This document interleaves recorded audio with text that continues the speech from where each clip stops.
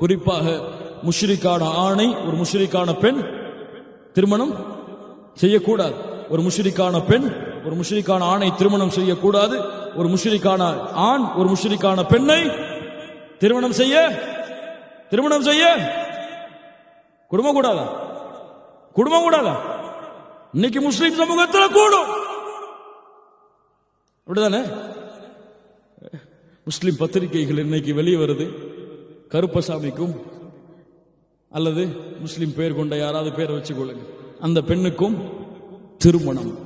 இங்க பெற்றோர்களுடைய லிஸ்ட்ல முஸ்லிம் பெற்றோர்கள், அங்க இறை மறுக்கக்கூடிய பெற்றோர்கள் கலப்பு திருமணம் செஞ்சு ஒற்றுமைய நிலைநாட்டும்.